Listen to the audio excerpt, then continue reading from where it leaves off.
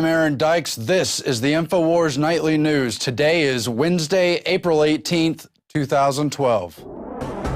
Tonight, the Alex Jones exclusive interview with U.S. Senator Rand Paul as they discuss the expansion of the TSA and the constitutional violations of the Obama administration.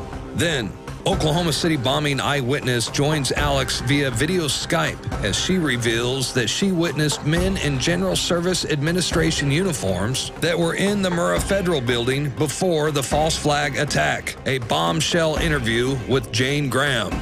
Next, President Obama has an ambitious plan to take command of the oceans and with it, control over much of the nation's energy in a move that can only be described as the ultimate power grab to zone the high seas. Plus, Goldman Sachs rules the world. Is the Bank of England next? And did you know that the national debt under Obama has increased over $5 trillion and counting? All that plus more of today's top headlines as we now take you to the Texas Central Command Center deep behind enemy lines. And Aaron Dykes from the INFOWARS studio in Austin, Texas.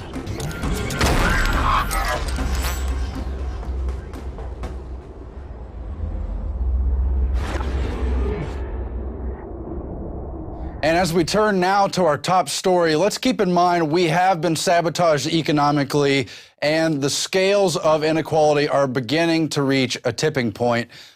Tonight, we have the $5 trillion man. Debt has increased under Obama by more than $5 trillion. You got to keep in mind that in the first 219 years of the Republic, all the presidents through Bill Clinton, the total American debt was only about $5 trillion. Then through the George W. Bush administration, we saw another $5 trillion or so tacked on. And now Obama has tacked on an additional $5 trillion plus just in his first 3.5 years of office, not even counting what he may do if he reaches his second term.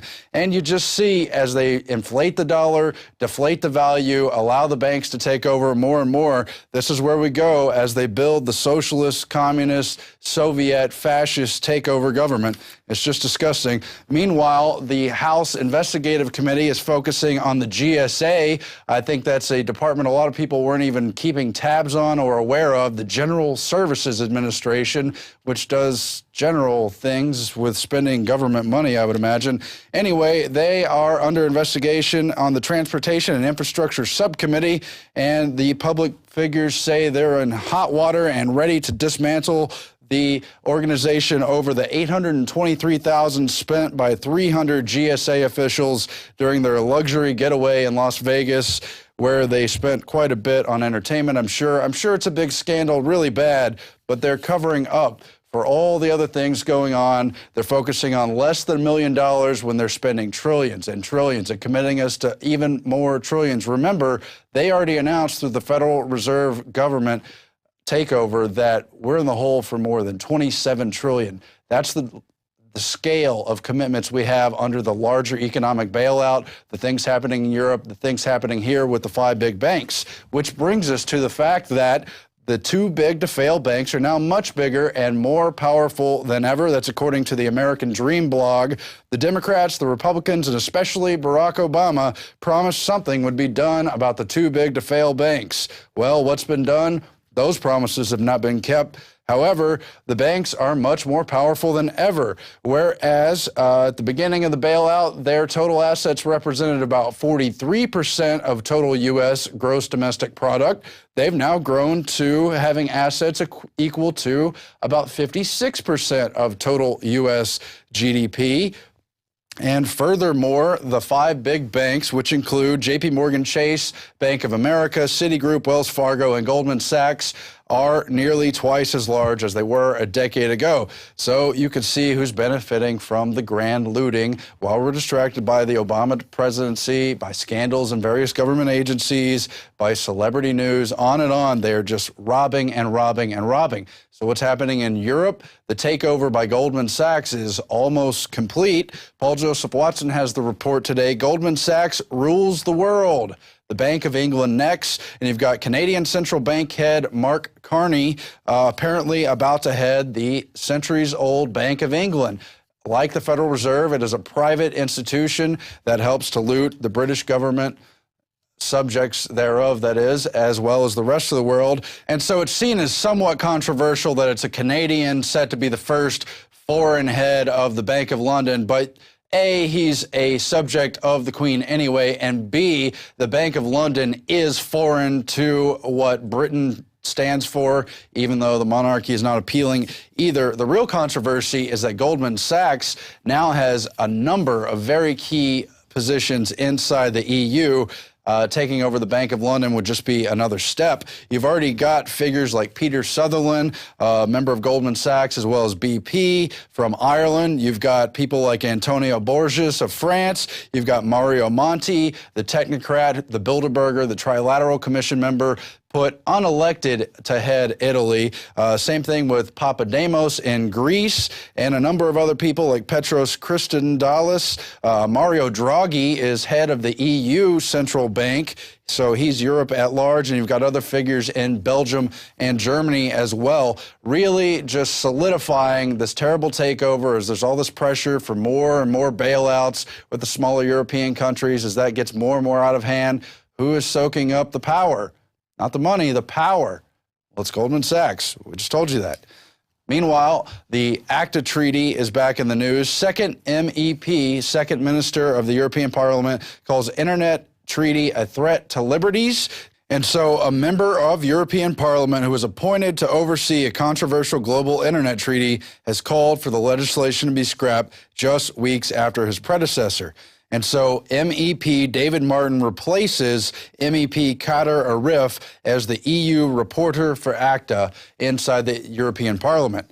And David Martin, the new figure himself, said it poses dangers to civil liberties and outweighs any benefits, which just adds to the long list of complaints from the previous rapporteur for ACTA, MEP Kader Arif, who said, among other things, everyone knows the ACTA agreement is problematic, whether it is the impact on civil liberties or the way it makes Internet access providers liable, or its consequences for generic drugs or for geographical indications and more. Now, of course, we have also warned this week and sounded the alarm on CISPA, the other dangerous new treaty to control the Internet. And don't be fooled, they're going to keep changing the names a million times if they need to, because they cannot have a free web where you can criticize leaders and in an instant's notice draw criticism on the world account, on the world agenda.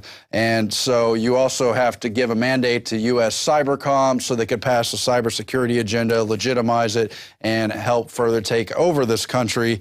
And so you've got headlines just from today. CISPA will improve U.S. cybersecurity. Of course it will, because they want the mandate, as I mentioned.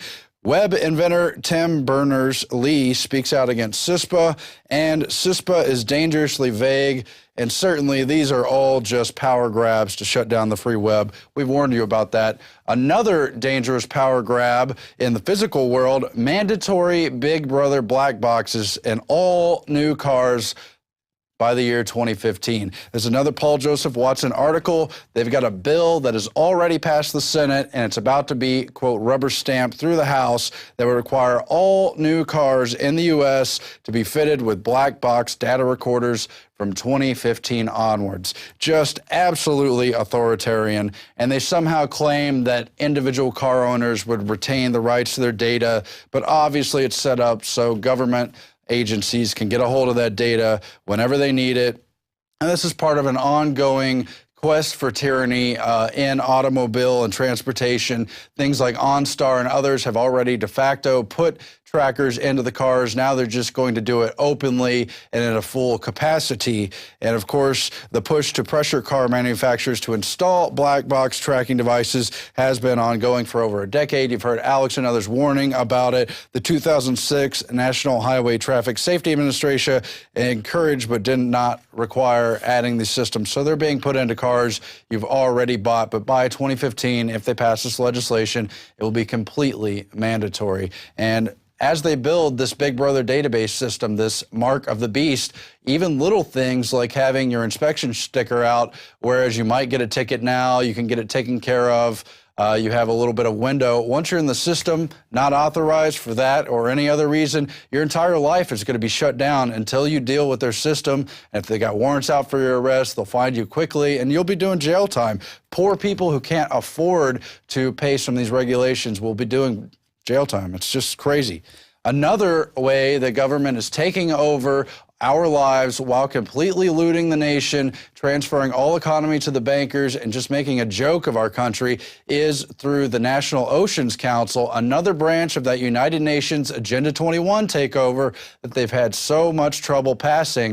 And it's just like the rural councils that Obama announced in 2010, with a long list of government agencies from the Department of Defense to Homeland Security and plenty of others in charge, supposedly, of all the nation's waterways. But that doesn't just mean water. That doesn't just mean coastlines. It includes rivers, lakes, streams. It also includes sources of water. So on the basis of snowfall, for example, they could be regulating mountain areas, environmental regions, on and on. It's all part of the larger sustainable development grab. And so from the Human Events article, Zoning the Ocean by Audrey Hudson, she elaborates on Obama's executive order from 2010. President Obama has an ambitious plan for Washington bureaucrats to take command of the oceans, and with it, control over much of the nation's energy, fisheries, even recreation, in a move described by lawmakers as the ultimate power grab over the zone of the seas. It's pure administrative fiat, Senator David Vitters said.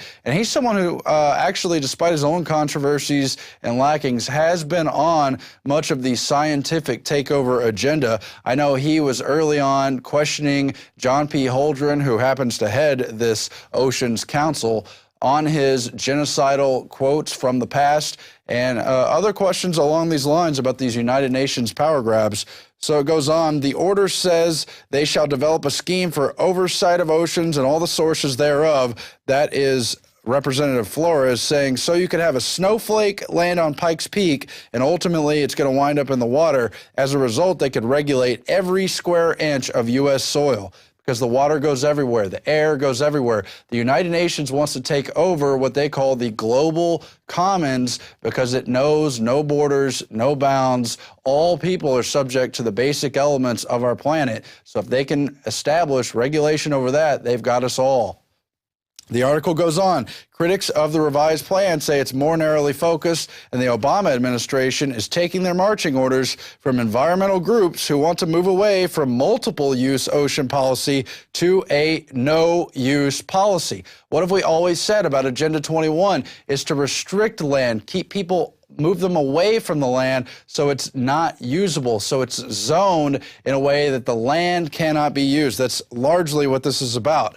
Now, the National Oceans Council and this plan is still in draft form, and they're still simultaneously trying to pass the Law of the Sea Treaty, or LOST, as in lost sovereignty, which is the United Nations form of this treaty. It's still in draft form, but it still has called for over 150 milestones to be accomplished by next year, and they are in the process of implementing it. And so you look at the membership of the National Ocean Council, it's co-chaired by John P. Holdren, the notorious eugenicist, the genocidalist, who is basically the science czar under Obama. He's one of the authors of Ecoscience. You also have Nancy Sutley of the Council on Environmental Quality. But look at the rest of the list. It's the cabinet officials appointed by Obama and so forth and so on. Hillary Clinton, Secretary of State. Leon Panetta, Secretary of Defense.